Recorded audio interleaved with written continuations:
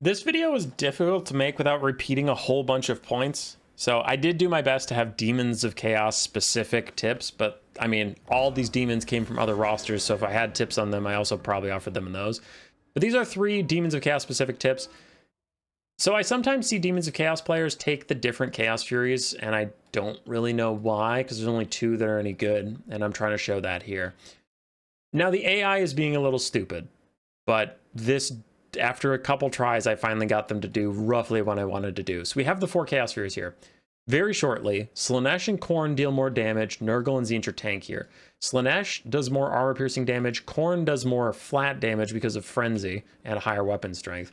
Well, the Chaos Furies of Tzeentch try and be tankier due to their barrier, giving them more health, and the Chaos Furies of Nurgle try to be tankier due to melee defense, which it looks the same, but they have Cloud of Flies when they get into melee.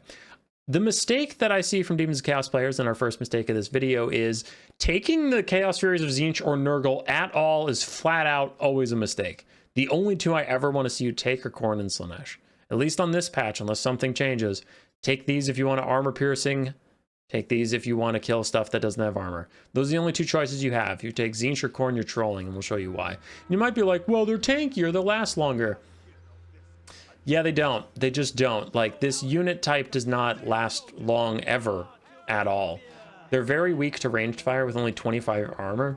They have physical resistance, sure. But whenever they land, Heavy Cav is just going to charge them. And, I mean, Nurgle is going to get his flies soon. Why isn't he getting his... It recharges? Okay, that makes them even worse.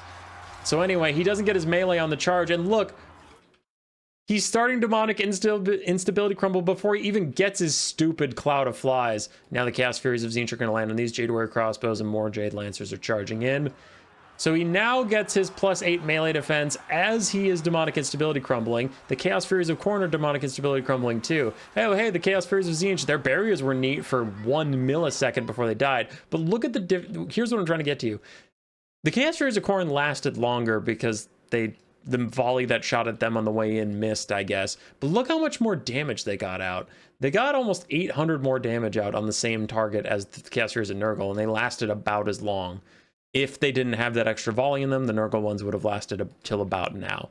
The extra tankiness on such a squishy unit does not matter. The Chaos Furies of Tzeentch are out here.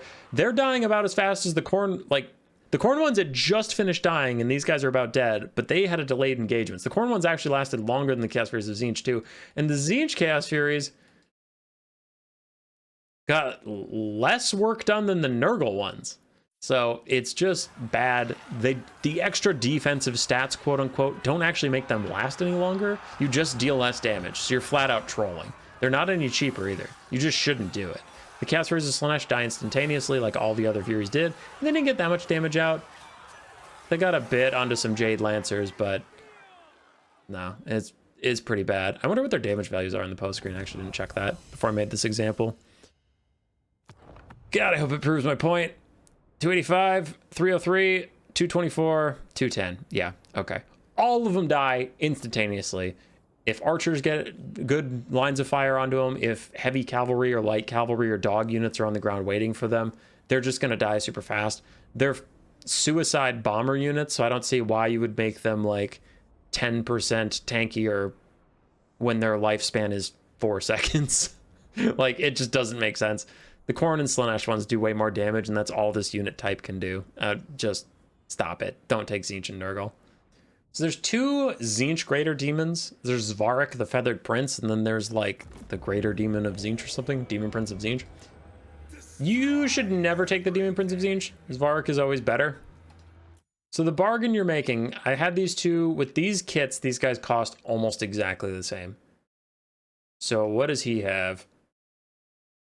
He has Paragon of Change, so he has slow regen, and this guy's Paragon of Change and a net with -40 melee attack, the Gaze of Fate. Now, the Gaze of Fate is great for comboing with the rest of your roster. You definitely shouldn't use it for Lord dueling, but you can. But if you get in a bad situation, you can net something and get away. If there are things your Chaos Knights are chasing or running down and they're going to take the charge, you can net them so they don't get their charge bonus. Your Chaos Knights get their charge bonus, and then they have -40 melee attacks, so they can't really fight back, and your Chaos Knights can beat the piss out of them.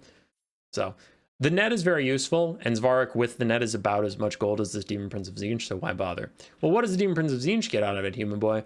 He has better stats. sort of. Svark has higher armor. Svark has more HP.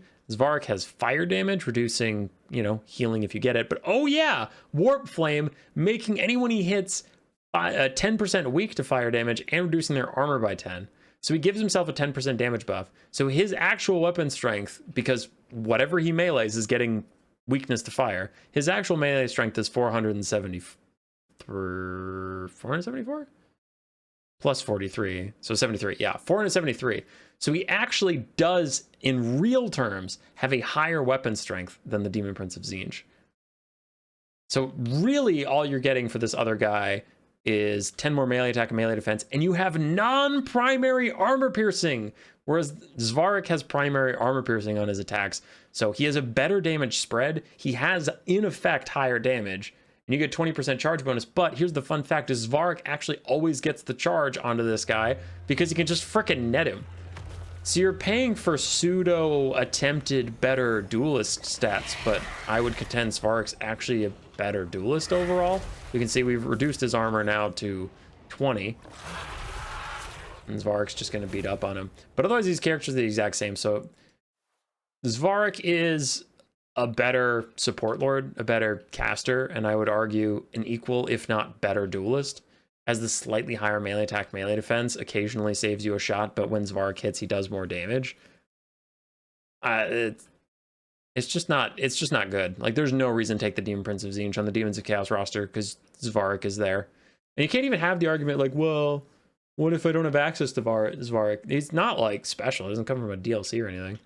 These two just flop around and keep getting their barriers over each other. That guy popped a Horn of Corn. What a cheater. I don't think I used any tier 1 abilities because I was worried that it would artificially influence the results. I didn't notice he used the Horn of Corn. A cheating bitch. Anyway, the birds keep flapping at each other for a while. Neither of them is a great melee combatant, but why pay extra for...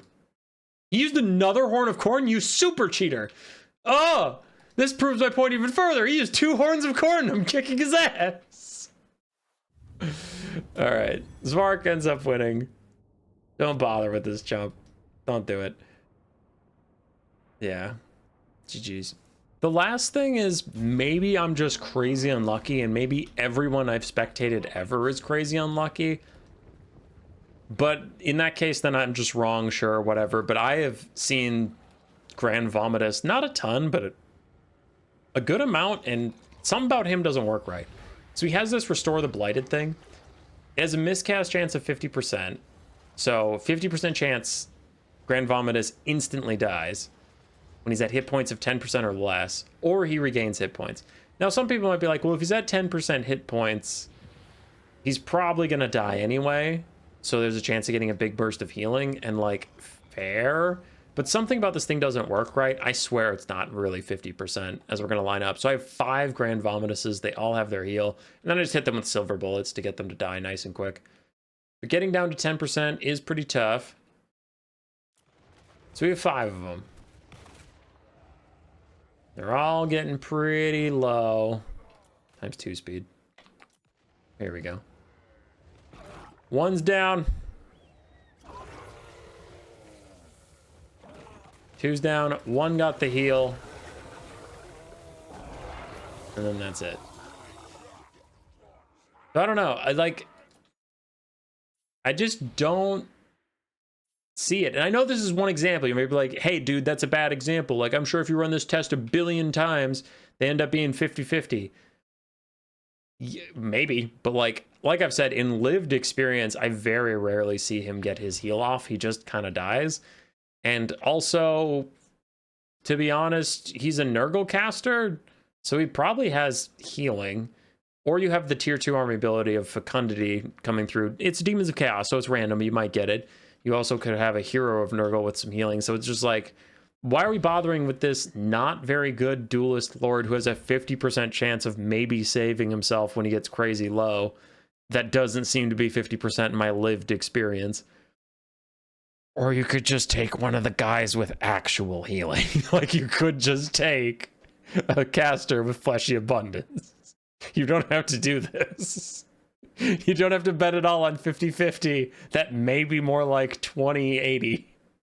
You could just get the healing. like 100% of the time. So please stop taking this guy. He sucks ass. Because he's not even good. That's the thing. Like, I did this whole test to show that one of his abilities kind of sucks. But aside from that, this whole character just sucks. His stats are ass. Oh, he's very expensive. His stats are bad. And you're on a roster with some of the best Lord options there are. So I don't know why you're taking a half-assed Lord just because of like a heal cheese. He's pretty bad. Don't take him. Mistake number 3 is taking this dumbass guy. Screw you, Grand Vomitus. Anyway, there's your 3 tips. I know 2 of them were just, these lords are statistically bad and let me show you why. Sure, fair. But all the demonic units are on the other rosters who are also doing 3-tip videos for, so it was very hard for me to do tips here and not like just repeat my points from other videos. So it is what it is. If you didn't like it, just go check out the Nurgle, Zinch, Slanesh, and Korn videos and you'll get what you need. All right, bye guys.